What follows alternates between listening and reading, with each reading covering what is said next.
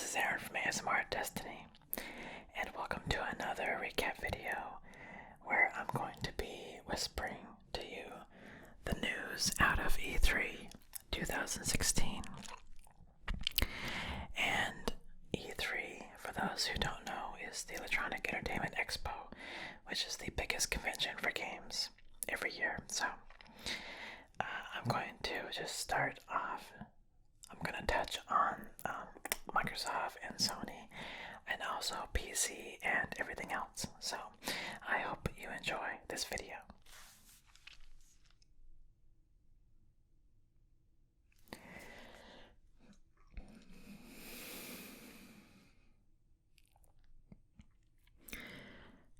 Starting off with Microsoft. Microsoft definitely showed the most this year in terms of both hardware and software. Right off the bat, it came out swinging with the announcement of the upcoming Xbox One S, a slim, improved version of its original Xbox One.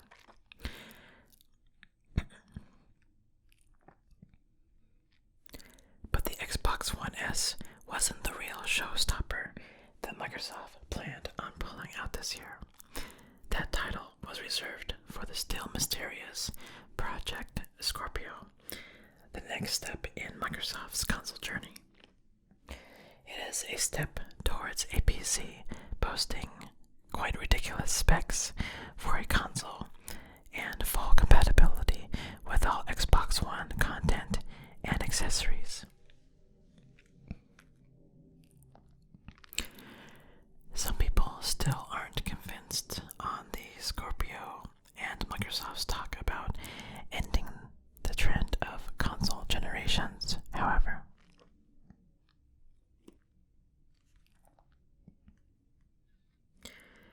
Microsoft included a few nods to VR, but didn't announce any hardware or software of their own, nor did they expand on the HoloLens that was showcased last year. It's possible they are setting up Project Scorpio to be compatible with existing VR hardware, however. Also announced were changes to Microsoft's online gaming platform, Xbox Live, revealing the upcoming addition of clubs and groups for players to be able to create communities within the platform. On the game front, Microsoft was pumping out exclusives for the Xbox One, showing more on its anticipated monster hunting dragon game, Scalebound. Xbox favorite Gears of War also got some showtime with a new trailer and some gameplay from the future windswept world of Sarah. One of the favorites for most people from Microsoft was Rare's Sea of Thieves, a pirate co-op game which looked essentially like a pirate sim. Forza Horizon 3 was also shown with gorgeous visuals from the Australian outback.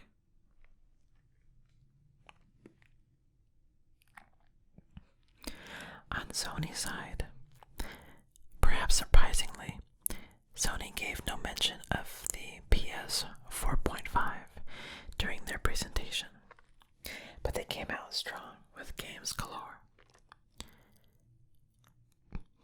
They also scored some points with their presentation having a live orchestra, which is nothing short of ridiculous. Among its games was a whole section for its upcoming PlayStation VR platform, confirmed with a release date of October 13. Games announced for the platform included a Batman VR game, a Star Wars Battlefront X-Wing experience, and a really odd trailer for the Final Fantasy 15 VR experience. They didn't expand too much on the hardware itself, however, preferring to lead with a strong list of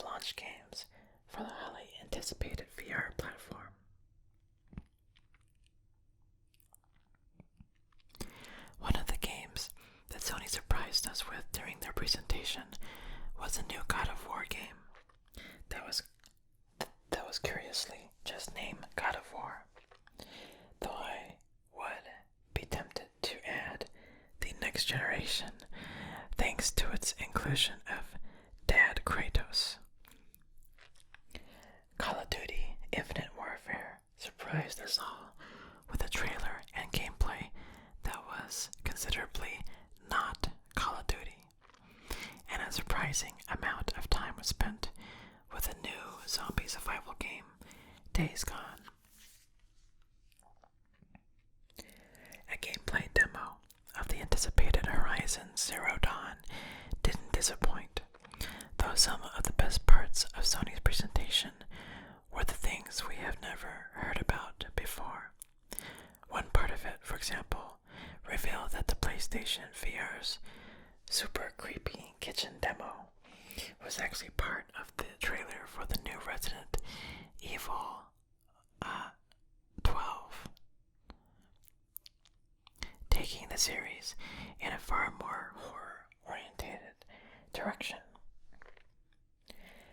At another point in the presentation, Hideo Kojima was given a no less than rockstar introduction, striding into epic music and his own personal light show to introduce Death Stranding, the new game which Kojima and The Walking Dead's Norman Reedus will collaborate on.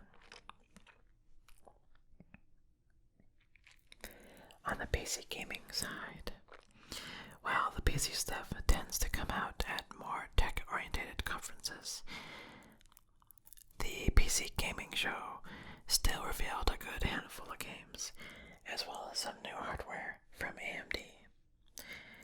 AMD's Lisa Su showed off the Polaris line for the PC gaming show, revealing both the RX 460 and RX 470 for the first time. It also displayed the capabilities of its Summit Ridge CPU, though not with anything too useful for figuring out the metrics. VR got some time in the spotlight with a Serious Sam VR game announced during the PC gaming show. Killing Floor Incursion is another VR title that was showcased, while this year's unique shooter Super Hot will also be getting a VR port. The PC gaming show was a haven for interesting little indies, with titles like Observer from the makers of this year's horror title Layers of Fear, and a new take on an apocalyptic survival game in Overland. Dual Universe looks a bit like No Man's Sky, which wasn't showcased this year, so close to its hopeful release, but as an MMO, which looked quite promising with seamless travel between planets.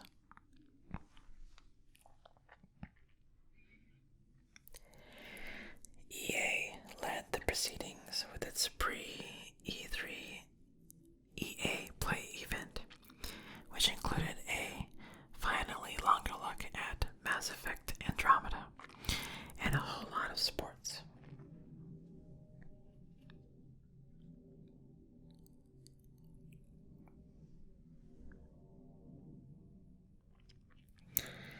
EA also tried to pull and unravel again with a new indie developer showcasing his cute exploration game, Fee. It's part of a larger program called EA Originals, founded after the success of Unravel for EA to lend their strength to smaller devs making cool games. EA also gave us heaps of Star Wars because Star Wars. It's all franchised, of course, and was all laid out in a 3-year plan. Bethesda announced Fallout 4 in VR and a return of Quake in the form of Quake Champions, which sounds like no one is quite sold on yet. The shining moment of Bethesda's conference was the in-depth gameplay preview of Dishonored 2, however.